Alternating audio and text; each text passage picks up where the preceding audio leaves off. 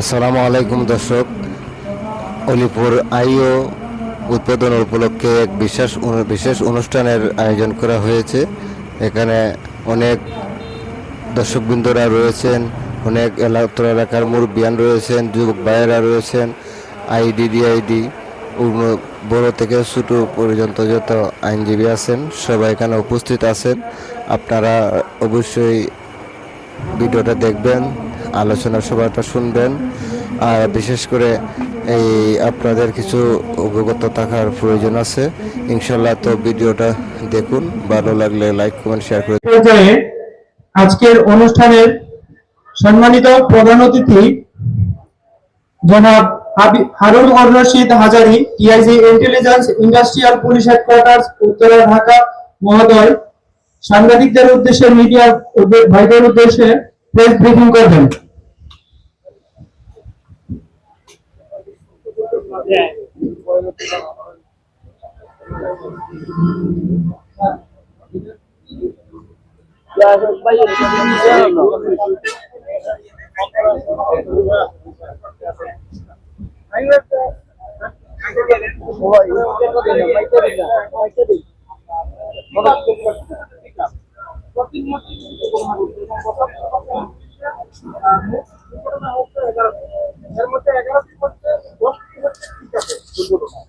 Motorcycle এবং CNG এগুলা এই বিষয়ে আপনাদের ছোট গাড়িগুলা জানবেন। আর এই ব্যাপারে স্থানীয় প্রশাসন এবং হাইওয়ে পুলিশ এবং বিএসএফ কর্মকর্তাদের সমন্বয়ে দ্রুত অভিযান পরিচালনা করে যাতে ফিটনেসহীন গাড়ি মহাসড়কে চলাচল করতে না পারে সে ব্যাপারে ব্যবস্থা নেওয়ার জন্য আমি পুলিশের কথাই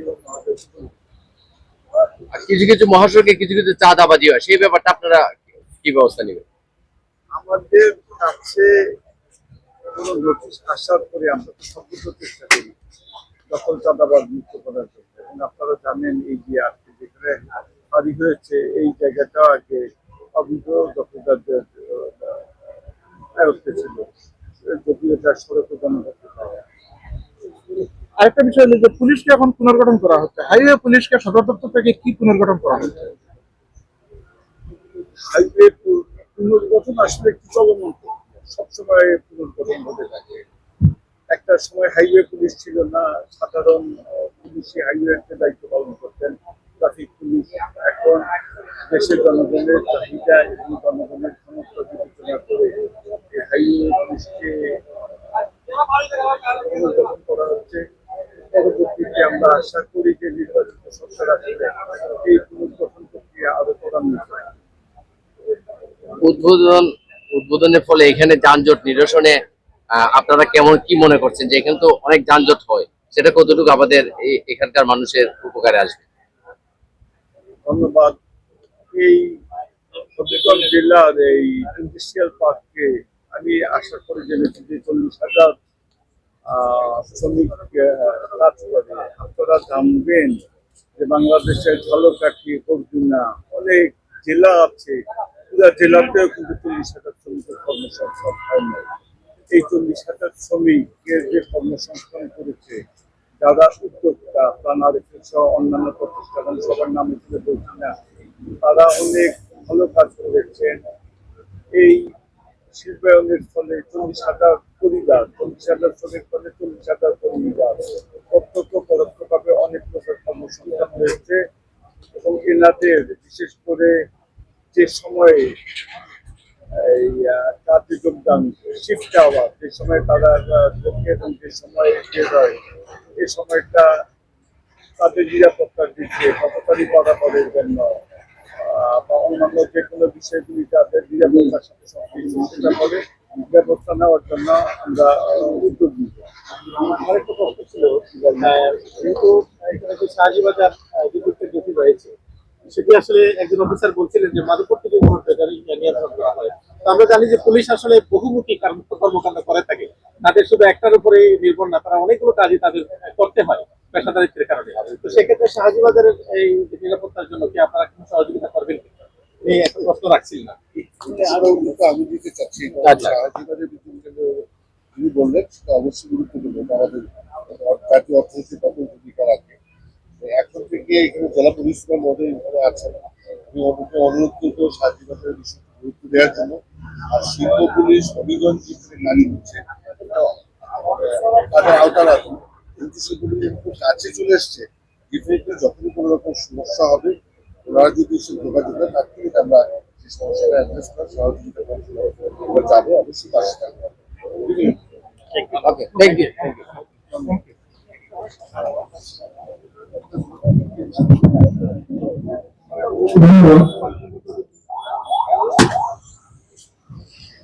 অনুষ্ঠানের এই পর্যায়ে অতিথিদের মধ্য থেকে বক্তব্য রাখবেন আব্দুল আলিম খতিব, অলিপুর আফতাবউদ্দিন শাহ মাজার মসজিদ।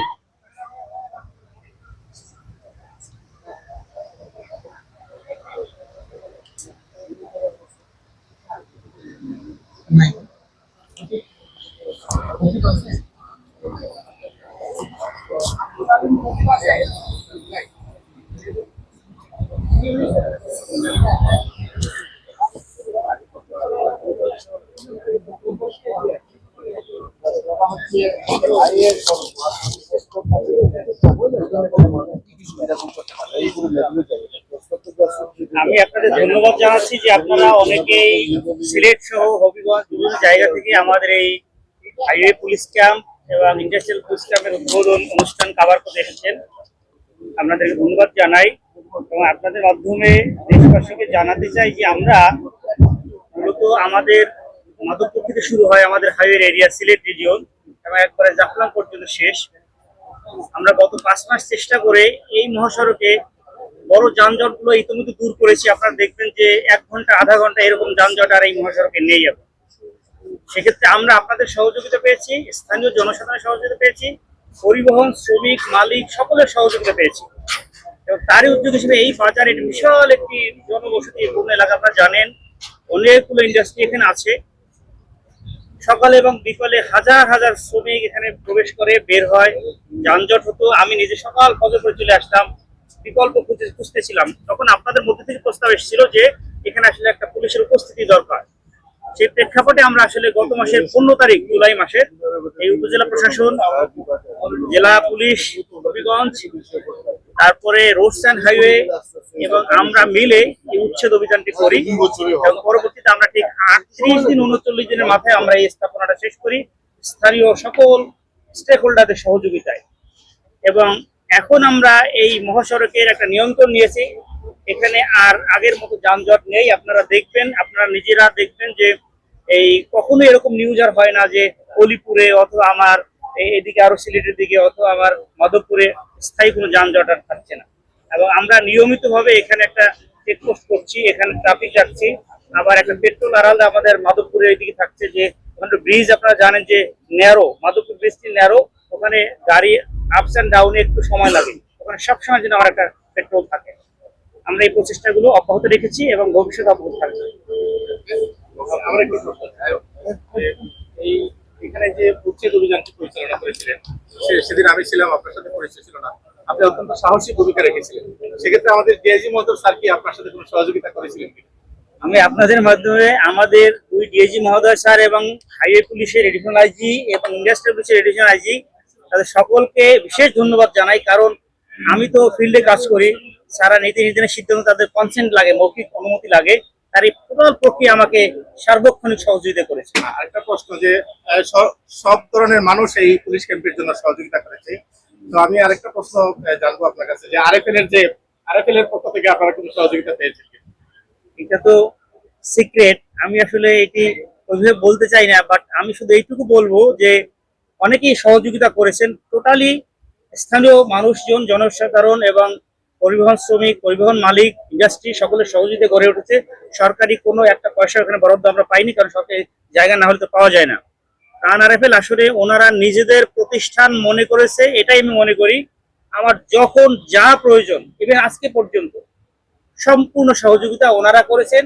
ওনাদের চেয়ারম্যান, এমডি যারা ঢাকায় থাকেন, তারা ওখান থেকে আমার সাথে যোগাযোগ করেছেন যে হোয়াট ইউ নিড, আপনি শুধু বলেন, আমরা চেষ্টা করে দিচ্ছি। এইটুকু শুধু আপনাদেরকে দিচ্ছি।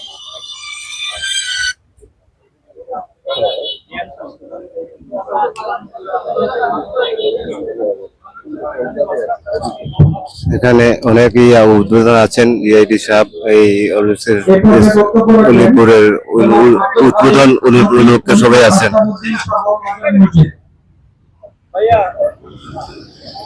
আসসালামু আলাইকুম ওয়া রাহমাতুল্লাহি ওয়া বারাকাতুহু। বিসমিল্লাহির রহমানির রহিম। ওয়া ইনফিকুম আহলিকুম নারা। আমি আল্লাহ পাকের দরবারে হাজারো কোটি শুকর করছি যে মহান রব্বুল ইজ্জত ওয়া জালাল আপনি আমাদের সবাইকে এই সুন্দর একটা পরিবেশে আসার এবং বসার পরামর্শ দেওয়ার জন্য আমাদের সকলকে সুযোগ করে দিয়েছেন। সেজন্য আমরা সকলে আল্লাহর দরবারে শুকরিয়া আদায় করি, সকলে পড়ছি আলহামদুলিল্লাহ। আজকে সম্মানিত সভাপতি, বিশেষ অতিথি, আরো তো এলাকার গণ্যমান্য ব্যক্তিবর্গ, আমি আপনাদের সামনে একটা কথাই বলি। আল্লাহ রাব্বুল আলামিন বলেন, হে মানুষ, আমি তোমাদেরকে দুনিয়ার বুকে পাঠিয়েছি, আমার পক্ষ থেকে বিধান দিয়েছি, তোমরা যদি আমার হুকুম মানো তাহলে তোমাদের শান্তি হবে, তোমরা যদি আমার হুকুম মানো না তাই তোমাদের অশান্তি। তেমনি ভাবে দেখা যাচ্ছে আমরা রাস্তা ঘাটে হাটে বাজারে আল্লাহর হুকুম আমরা মানি না, যার জন্য আমাদের সমস্যার সমাধান হয় নাই। তো আমি বলবো আমরা যেন আল্লাহর হুকুম সব ব্যবস্থায় মানি, নামাজ আমরা মানি, হ্যাঁ রোজা মানি, কিন্তু আল্লাহ পাকের হুকুম যে বাহিরে আছে, সমাজের বাইরে আছে, গাড়িতে আছে, অফিসে আছে, আদালতে আছে, এগুলো আমরা মানতে রাজি না।